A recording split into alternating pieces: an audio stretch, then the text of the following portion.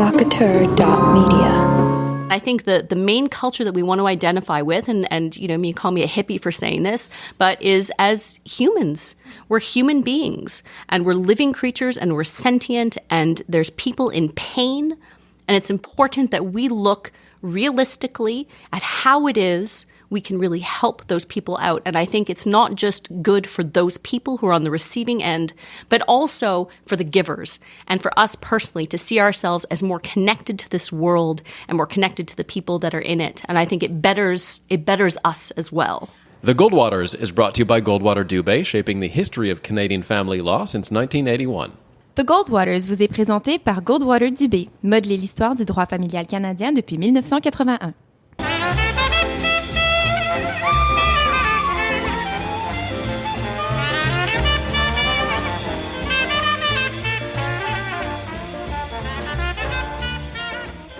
Welcome to episode number 8 of The Goldwaters. I'm your moderator, Dan Delmar, and it's my pleasure to introduce The Goldwaters once again to you, Maître Anne-France Goldwater, senior partner at Goldwater Dubé.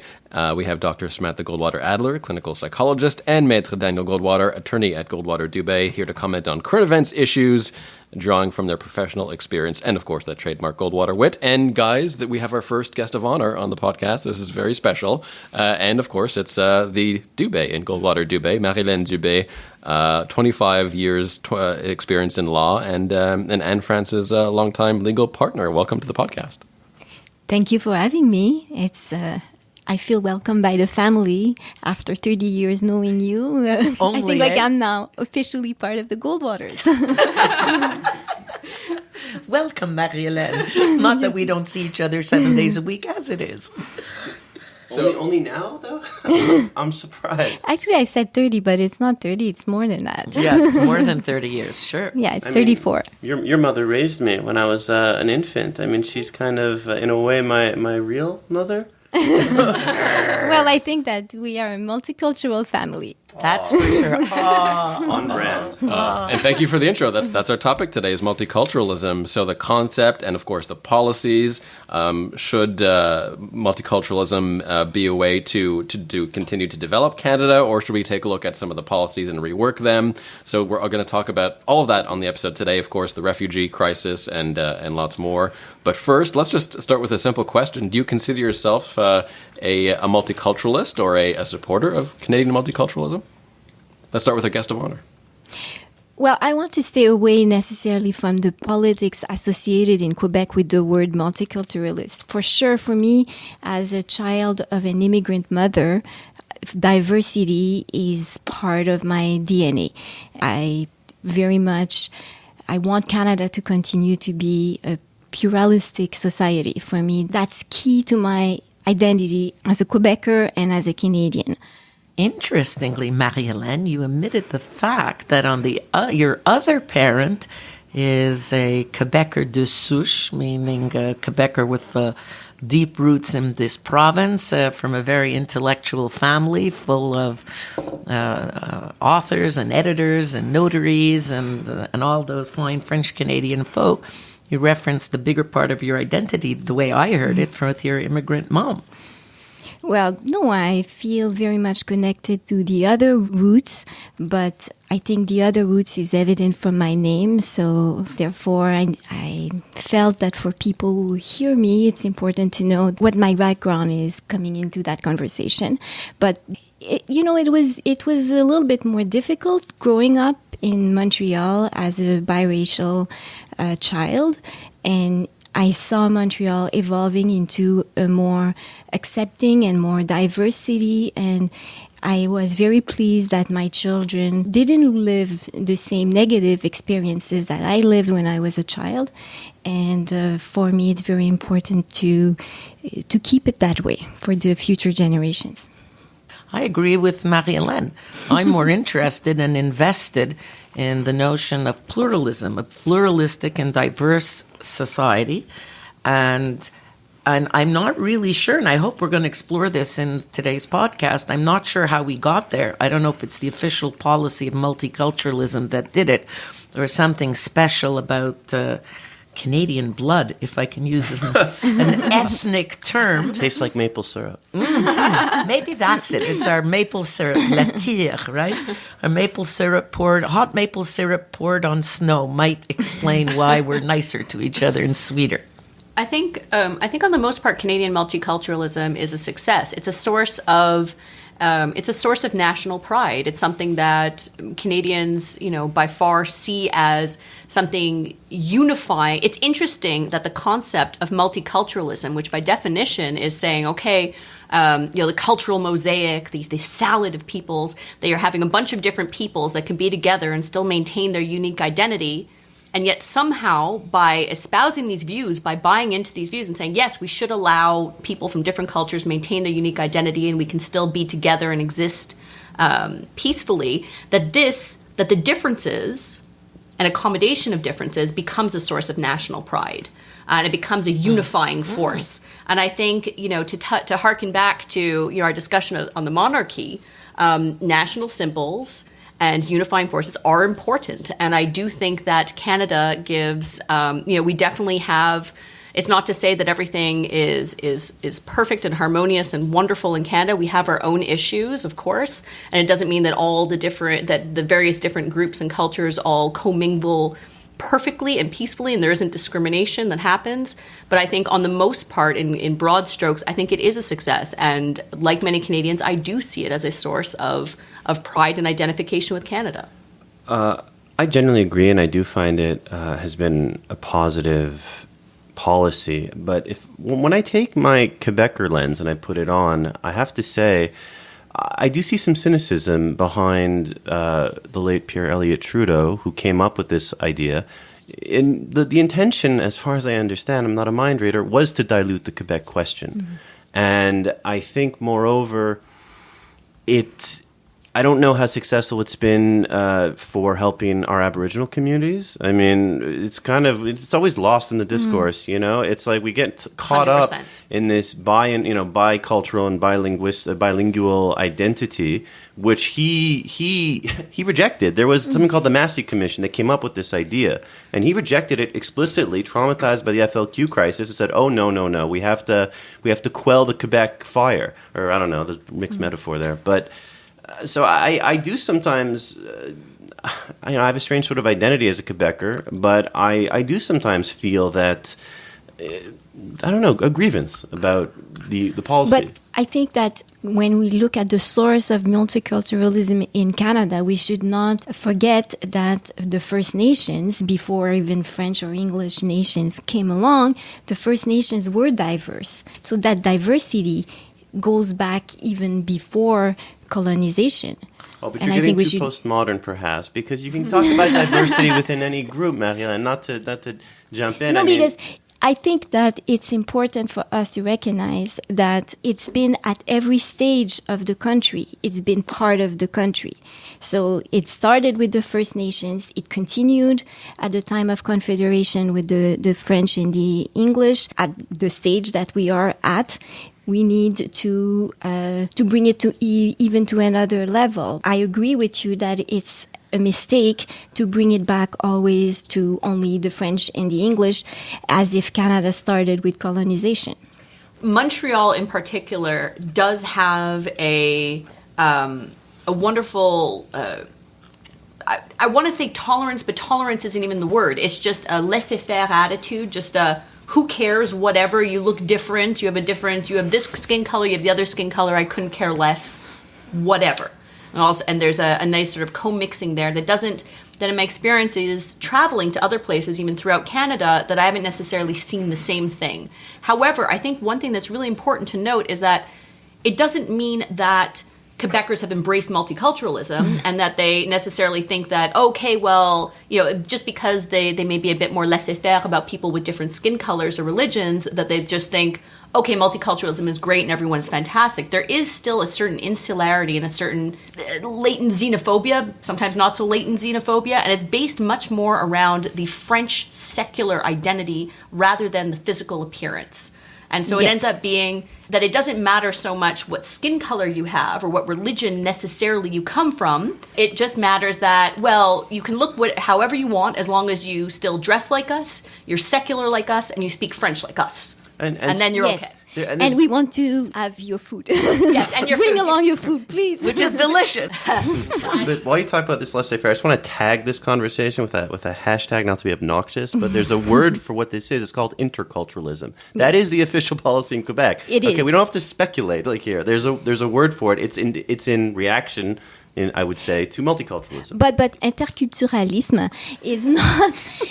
the only difference is it's built around the idea that what brings people together is French. But it still recognizes that people coming from different cultural backgrounds can identify to different values or cultural identities. Let's get into some of the specifics on multiculturalism. Canada is now presiding over the resettlement of tens of thousands of Syrian refugees. At the same time, we're seeing more people slip over the border in response to perhaps some aggressive enforcement of illegal immigration in the States. Do you have any concerns about the number of refugees that are coming into this country? My major concern is that there aren't enough. Here. Yes. Well, that's a short discussion. There we are. I want us to be clear. No. Before the cynical guy chimes in, 1 second. I want us to be 100% clear. These Syrian refugees, we have obligations by reason of international law to take in refugees from whatever corner of the world they come. You cannot leave people to die, civilians who are being targeted in this war. And I don't care what their political beliefs are. I don't care what their religious beliefs are. I care not one whit. There is no legitimate debate that could be had in this regard. The fact that we have to take a step to identify who's coming into our country, needless to say, you want to be sure this person X is a refugee, is entirely legitimate. But our absolute legal and moral duty to take in refugees is unquestionable. And that people could question that is such a loss of basic humanity that I live in terror that we're losing the sense of the most important moral values that we can have as a species on the earth. I'd like to think some issues are so resolved that I can go back to worrying about animal rights, but I'm going, oh my God, what happened to the Judeo-Christian values that say we must take in refugees, as many as we can possibly afford to take in. We must provide them health care. We must provide them assistance to learn our language or languages, and we must help them settle here. And I have no doubt that the overwhelming majority of the refugees that we are going to take into this country are going to be the proudest and most grateful Canadians of all, and will be productive and awesome members of our society. And that's the way it is. And that's the end of that discussion. And I will tolerate no dissent. I'm so upset. I don't think the question was about the duty or the obligation. It was about our capacity. Those are different things. It's the execution of the obligation is what was being asked about. We have 45,000 refugees right now that are backlogged, okay? Some have been on there for years, okay? Are there concerns about our capacity to do this? It's not my opinion. Our government says that that they've already laid it out. They've said that there's a huge limit now on sponsorship groups for refugees, right? It's shot way down to like 1,000, I believe, is the number now for the whole year of 2017 that you can actually, small sponsorship groups can sponsor families coming into our country. And I find that there's this weird, almost, pissing contest about the number that we can take in. It's more about the quality of the integration. I mean, how many, That's true. Please don't misunderstand me. Again, I agree with you, Mom, wholeheartedly. Okay, about, you could call it Judeo-Christian, whatever you want to call it, but I don't see it that way. I just see it as being a good person, is taking people in who are in need. And if you have the resources, go about it and do it to the best of your ability. I think that for Canadians, we're pretty divided in terms of how we view the influx of refugees coming in, particularly more recently as we're having refugees that are coming from the United States and crossing the border and crossing through the freezing cold Canadian winter nights to come into the provinces seeking refuge. And I think that, there's some Canadians that are looking at this and saying, this is our duty to help, and these are people in need, and let's open our homes. And other people are saying, who on earth are these other people that are coming into our country that we don't know who they are and are really quite afraid? And I think that it's really important to, I think this harkens back to when we were speaking about empathy and compassion before, to really be able to put ourselves in somebody else's shoes and to really be more informed and to be more action oriented. So when we think of the refugees that are coming into Canada, or Syrian refugees, then we need to really try to put ourselves in their shoes and look at what is their context, where are they coming from, and just how they're completely in need. It's a matter of survival. People do not cross the border in Canadian winters at night with their families for fun. This is not an enjoyable activity. And if people are doing this, it's because they're afraid. They're afraid for their lives, for their livelihoods, and for the lives of their families. And I think it behooves us as Canadians, as Quebecers, and more so as human beings, to be able to, I'm going to take a step beyond multiculturalism and say, because I think that culture is a fluid construct that personally I have a difficult time kind of grappling with. I recognize there's differences between different people in terms of their backgrounds, but I think that the differences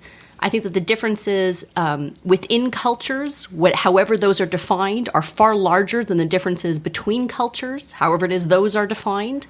And I think the main culture that we want to identify with, and you call me a hippie for saying this, but is as humans. We're human beings, and we're living creatures, and we're sentient, and there's people in pain, and it's important that we look realistically at how it is we can really help those people out. And I think it's not just good for those people who are on the receiving end, but also for the givers and for us personally to see ourselves as more connected to this world and more connected to the people that are in it. And I think it betters us as well.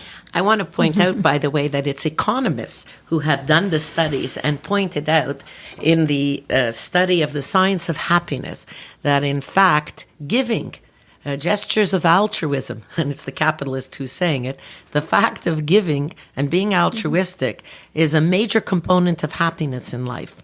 And I therefore agree wholeheartedly with what Samantha says, that you enrich the host society when you take in people in need and help them and permit them to thrive and bring them into your family. And I think for me that brings me to my concern, in fact, about multiculturalism, because I also agree with Samantha. My God, we are so politically different. It's a wonder that we even both have arms and legs. We are so different. And yet on this, we resonate exactly on the same wavelength. I think that culture is fluid, a very fluid construct. And I think that if you really, really receive the immigrant, the refugee, the other, into your family, the family of your community, society, province, and nation, then part of it is sharing and imparting to the new person your culture, that national culture that he can embrace and be part of. And I think that maybe a certain failing of multiculti is in the noble desire to want to express tolerance, fails also to communicate enough about the awesome parts of our own culture, because Canadians are very modest about having a culture. And maybe that's also our strength. We're very modest about our culture, and maybe we don't do enough to share those values, communicate those values, and that's what creates a certain insecurity amongst many Canadians born here, where they feel overwhelmed by the arrival of people with whom they don't feel they can relate. And I think if we want our project as a receiving country to receive a lot of immigrants and refugees to succeed, we have to get that minority of Canadians who are fearful of immigration, we have to get them on side with this national project. I'm always open to dialogue and to I was going to say rational dialogue, but it doesn't even have to be rational dialogue, just considerate and respectful dialogue between people and trying to find the middle ground or some sort of common ground.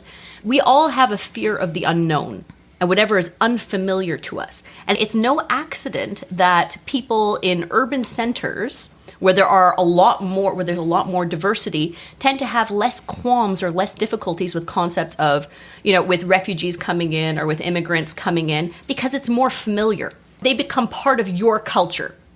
Whereas when you get people in rural communities where there's just less exposure to diversity, that are a little bit more afraid. And I think it's completely natural. And I'm not saying that people from rural communities are less than people from urban communities. Not at all. It's a very human thing. Overcoming fear and hostility towards others and inherent xenophobia and implicit prejudice, these are things that I think make people good and make us good as Canadians when we achieve those things. I'm just cautioning against a sort of an impulsive altruism. I just want to never lose sight of resources that are available, how to administer them intelligently. Yes, I agree with you, but I think that if we look at how the first wave of refugees that came from Vietnam and in Cambodia, there hasn't been as much difficulties as the difficulties that you're describing with the Somalian communities. So I wonder if the struggles are not, if the cause is not so much because they're refugees, but maybe because the policies a few decades later were not designed to help them integrate.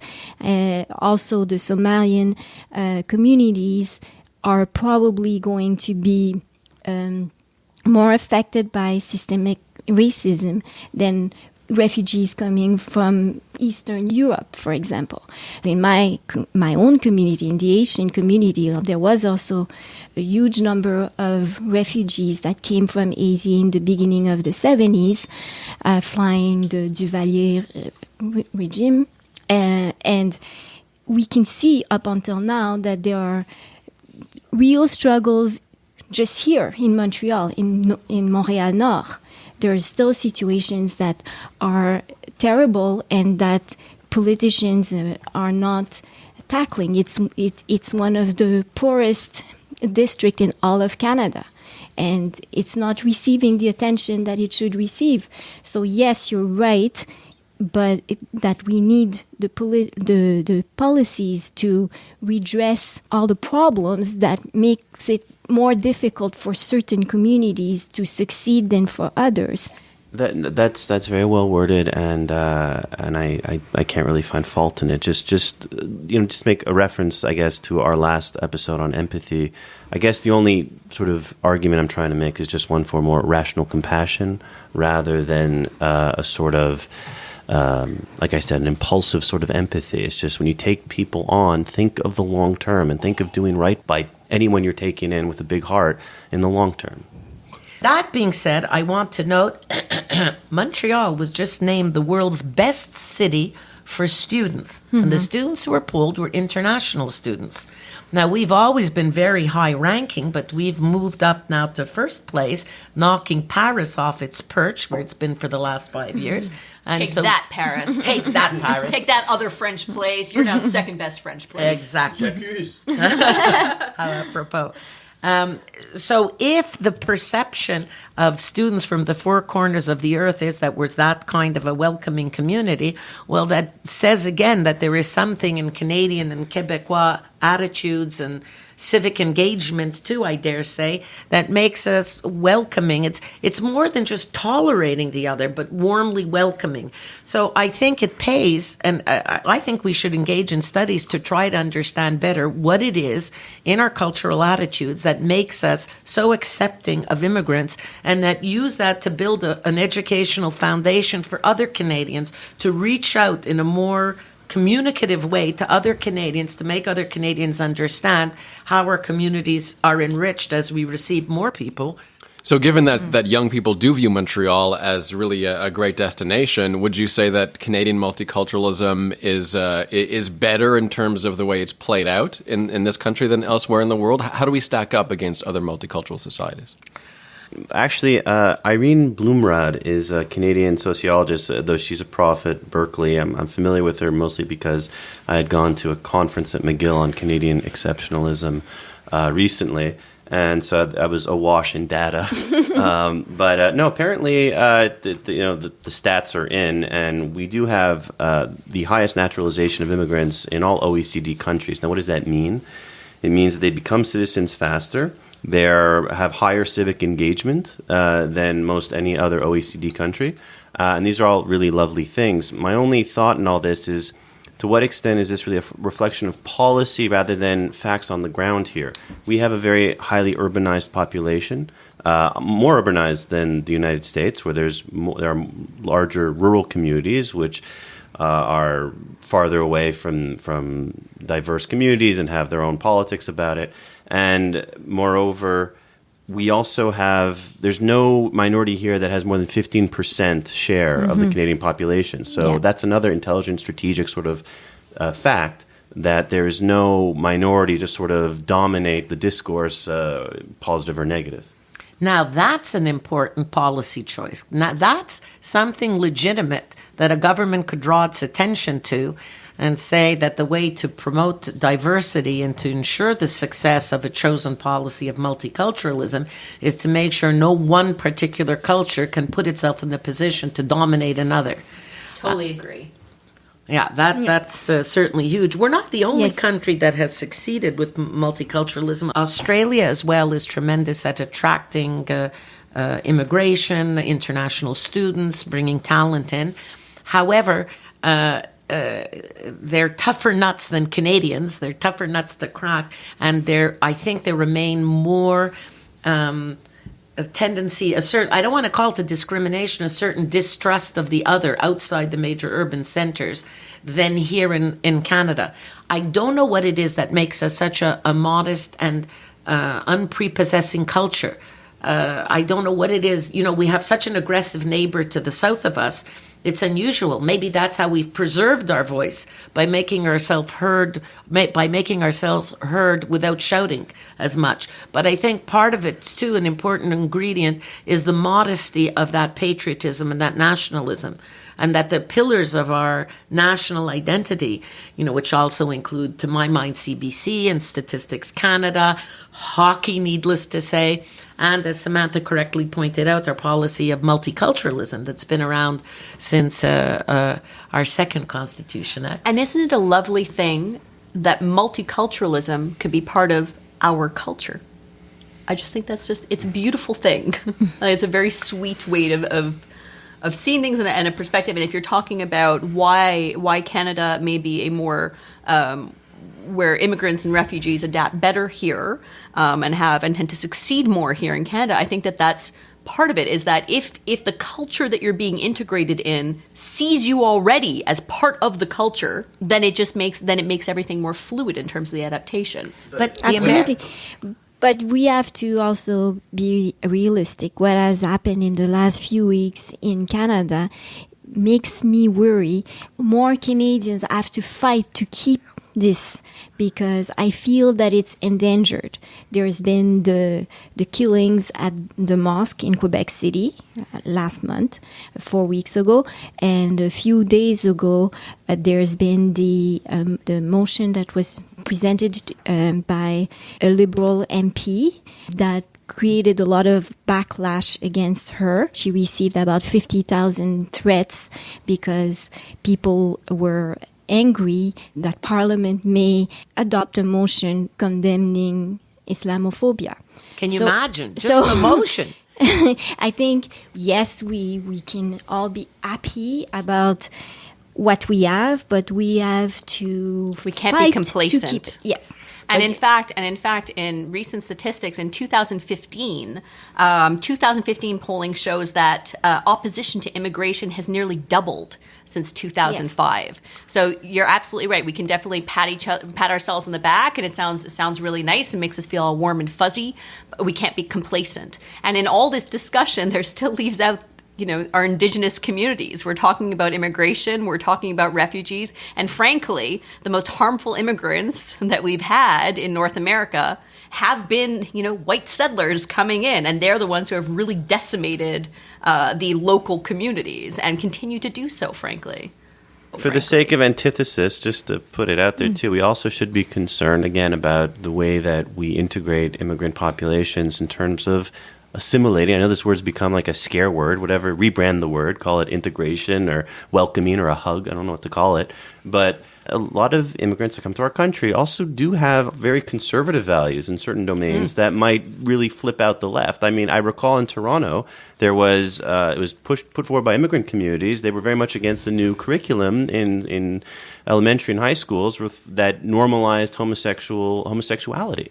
But hold on. Assimilation or multiculturalism or interculturalism, anyways, coming to this country doesn't mean that you have to adopt leftist politics. Please, Lord, God forbid. No. But that being said, in the middle of that observation, Daniel, with which I agree, is another fear that I have, which is unless we pursue policies of assimilation, we are letting in people who come from other cultures, and I want to be provocative about this, from other cultures that are poorer philosophically and that don't share our charter values, like the equality of women, and we face that in many cultures, or the notion that there's freedom of press, freedom of speech, that there's equality for lesbians, gays, and transgendered peoples and two-spirited peoples and so on.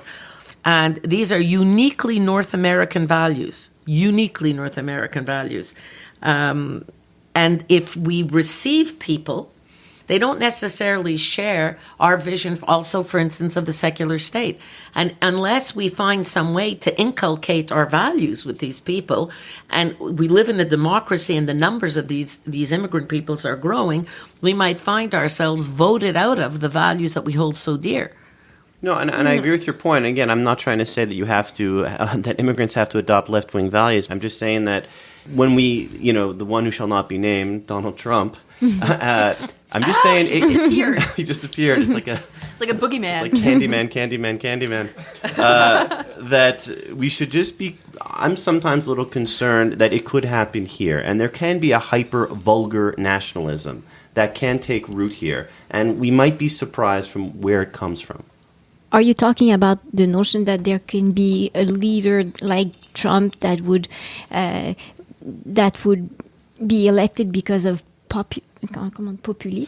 Yeah, populism. That's what I'm talking about. Are you saying and that's populism, for sure. And this populism cannot necessarily come from white Christian majority people. Sometimes it can come from people. Look, there are many immigrant communities, and again, I define myself. I'm the child of a refugee. In fact, my father, and I don't see this as. Immigrants can be as racist as anybody else or as xenophobic, and they can see themselves as the last good immigrant as well. Definitively, there's all kinds of discriminations. It can pervert our politics, is my point.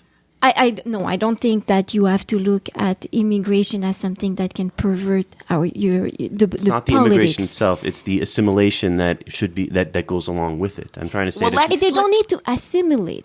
People just need to accept that when they come to Canada, there's a constitution first of all, and the Charter of Rights is part of the constitution. And most people understand that. That's not assimilation. No. That's just accepting les règles du jeu. You're accepting that when you're coming here, there's a Charter of Rights.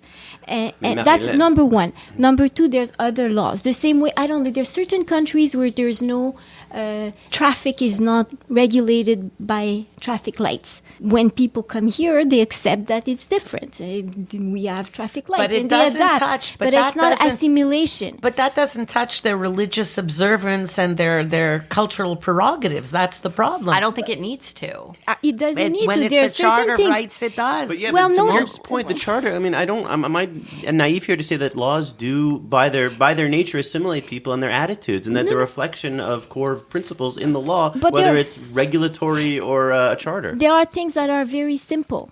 For example, honors killings are regulated by the criminal code. It's the same criminal code for everybody. It's not possible. But we don't need special rules for honor killings. We don't. But hold on a minute. But nobody's saying that they can ever be legitimate because there's a criminal code, there's a charter. So I think these are exactly the fears that create the xenophobia, all the negative sentiments that we were all condemning 5 minutes ago. We already have the tools to make sure that new Canadians abide by our rules. Just a minute. There are countries, let's keep in mind honor killings have nothing to do with religious observance. Yes, I didn't But say they're this. cultural values. And in those countries where honor killings are practiced, they also have criminal laws and they also prohibit murder. Whatever their legislative text is, I don't care. There's no such thing. I mean, there are lawless areas that are not nations. But in actual organized nation states, you have laws that prohibit murder, just like the Canadian Criminal Code prohibits murder. The difference is that the cultural values that are prevalent in certain of these societies permit or tolerate, let us say, honor killings. They will just not prosecute a family, because it's often a conspiracy of several members of a family to kill a young woman who's affected the family's honor. We cover it under murder under a criminal code, not because they don't have a criminal code in the country of origin, but because our cultural values do not tolerate honor killings. So the more this conversation advances, the more I think we're moving toward assimilation. And speaking to your point, Marie-Hélène, about the MP who proposed the motion to condemn Islamophobia, you realize, had she been a white Christian asking for a motion to condemn Islamophobia, it would have passed in a minute. It's because she herself is a person of color who's Muslim. So the level of the aggression and the threats toward her are a double, triple, quadruple expression of discrimination and xenophobia on a scary level because it's Canada. And I believe she wanted that the day of the tragedy with the 6 Muslims who were brutally killed in Quebec City while worshiping, that's like the worst type of murder imaginable in my book, she wants the day of their death to be commemorated. And here's where I profoundly disagree. Profoundly. I think what should be commemorated is April 17th. Because on April 17th, 1982, we got our Charter of Rights and Freedoms. And if we want to communicate something to native-born citizens or the people we receive day to day or even to the world at large, is that what we celebrate is not the tragedy of a horrific death and to give that glory, but to the contrary, that we are a culture of life and liberty. And that what we celebrate is the Constitution and the elimination of hatred in the social fabric, because that's what the Constitution, to my mind, represents in many measures. I share completely your sentiment with respect to the Charter of Rights. I think that the liberties and the freedoms that we have here are something I'm very proud of. And most Canadians also are very, very proud of them. I don't think that's a problem. I think that's a success. And that was the point I was trying to make earlier, that I think that despite the fact that it's true what Daniel is describing, that many immigrants may have conservative values, but that does not prevent them from adhering to the Charter values. And same for immigrants that have more values that are more left from the left. What's common is that people who will choose Canada because it's a country where there's freedoms, security of your person, and where there's equality. That's the common life project for most Canadians, and we should look at what brings us together and unite us in terms more than the differences. For sure, even from native Canadians, it took some time to values evolve. So maybe someone who comes, let's say, from the Philippines, where divorce is not accepted, it will take, it's not legal. You can't divorce in the Philippines. So it will take them a few years to understand what our laws of family laws are. But with a bit of patience, there is no real social disturbance that can. I think that we shouldn't make a bigger problem than it really is, and that we don't need to go towards assimilation, that just by building from what we have in common, we will get there. Daniel made reference to this earlier, Canadian exceptionalism. Obviously, by several objective parameters, we're doing multiculturalism better than a lot of countries in the world. How can we have an influence on the United States and Europe and sort of project some of that Canadian tolerance and openness to parts of the world that could need it? I think, frankly, that we're already starting to do that, and I think that whatever people have to say about Trudeau, I think that he is putting a good face and a good description of our values out to the world, and I think that the best way to lead is by example. I think the best way to get, the same way that I think on a more micro level, that the best way to have immigrants feel connected to the community and become part of the culture is by example. I think it's the same thing on a world stage, and being able to show that we can still have open policies, we can still have relatively open door policies and accept people and still succeed and still thrive, and be able to project that out into the world, I think is a very important example to set. And if people see that this is going by smoothly and peacefully and is still beneficial to our local population, then I think that is the best thing that we can do. One thing that I learned at the conference, and this is kind of a narrow issue, so it's not going to be particularly sexy, but I do think it was important for me to find this out, and I feel like it's something people can do.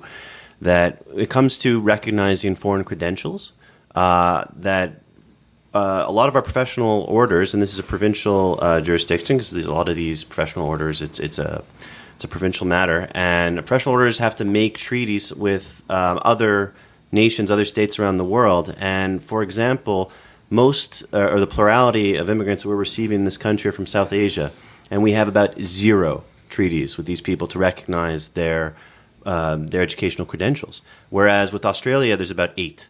And Australians actually make up, they're the bottom ranking in terms of immigrants that are coming to this country. There's an absurdity there. So anybody out there right now listening who's a member of a professional order, whatever it might be, look into this, please. See what you can do. This is the real way to get people jobs and to have them integrate and thrive in our country. But you see, this is where this ugly tribalism and protectionism comes out. It's always easy to talk about grand principles until you come to something that threatens your job. So if you're in the professional order of, dog walkers, right? The last thing you want is competition from younger, more energetic and exotic dog walkers. Unless they're Australian. And all of a sudden, you want your professional order to make the criteria so strict as to make it impossible for foreign educated people to qualify. And we certainly see a lot of that in Quebec. Like, nobody gets qualified as anything. And I kind of scratch my head. Do they really think that every other university on the planet is garbage and nobody's going to qualify here at all? I certainly take your point. I didn't realize that we could have reciprocal treaties like that, Daniel. Wow, good clarification. This is one of the tragedies of all these cab drivers that we see in Montreal who are doctors and lawyers in their home country. And engineers and architects. Right, and they're raising a family. These are good citizens with great values who are raising a whole family on a taxi person's salary, and we could be doing more. Well, that's certainly putting our money where our mouth is. I love how there's always a lot of dialogue in governments about infrastructure projects and how important they are. The real infrastructure of a country in the modern age is its people. And the more people you have, the more it generates economic activity, which raises tax revenues, which creates that virtuous cycle of productivity. And that's the most awesome infrastructure project at all. I wonder why we can't announce projects to settle points further north, outside that narrow strip of big cities that are in the southern part of Canada, and invite immigrants to come say, we'll give you a piece of land and come and build your own home. Well, I agree with Daniel. I agree with you, Anna. But I think we have to go beyond the recognition of the foreign diplomas and look at what is happening to the second generation Canadians. The rate of unemployment is almost similar for the parents that comes and have to abandon their careers as doctors or engineers and their children. And that is, I think, a catastrophe for this country. These are children who are often born here and for whom it will be twice more difficult to find a job than for non-immigrant, well, actually, it's not just non-immigrants. There's an issue of, obviously, of systemic racism in there, because what I'm talking about is a situation that affects mostly Arab and Muslim communities and Black communities. So the statistics that I'm referring to for these two segments of the population are disastrous. It makes no sense. Second generation children that are born here, that have been raised in our schools, are not finding jobs because of their names or because of their skin colors. I mean, I can't believe it. So you don't view it as a problem of immigration. You view it as a problem of systemic discrimination that would then apply to native-born people who immigrated 3 generations ago, that would apply then to native-born people of color and Arab and Muslim people, right? That's the issue. Okay, so that's still separate from immigration, but still a challenge in society at large. Yes.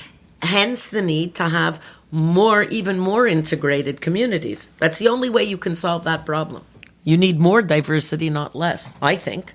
I think absolutely. And to follow up on your point, I think absolutely what we need is more diversity, not less. The best antidote to people being afraid of or discriminating against immigrant communities or against visible minorities is by actually knowing visible minorities and knowing immigrants. And the more the better, because the more you get to know people that you may otherwise perceive as different than you, the more they become familiar and the more they become part of you and part of your community. And that definitely, it sounds like a very utopian view and is not necessarily how things are always playing out.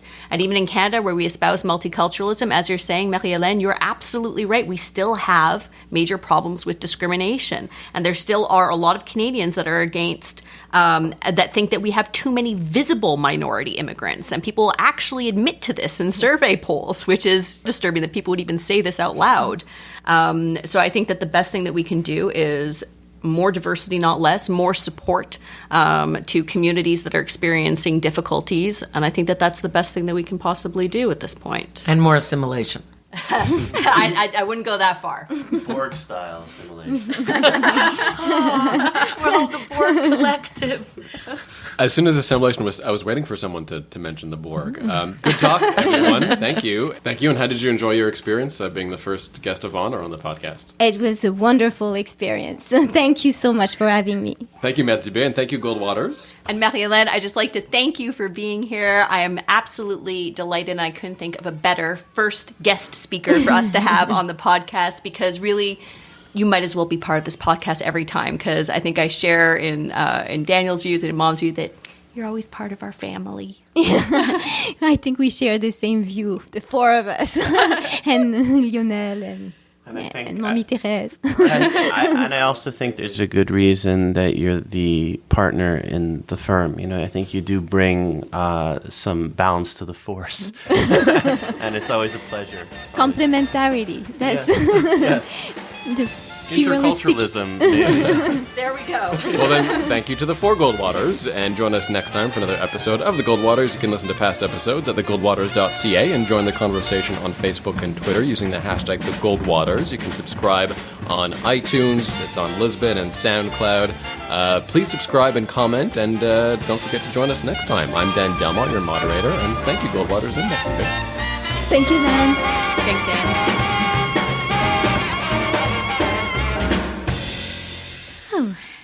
Provocateur.media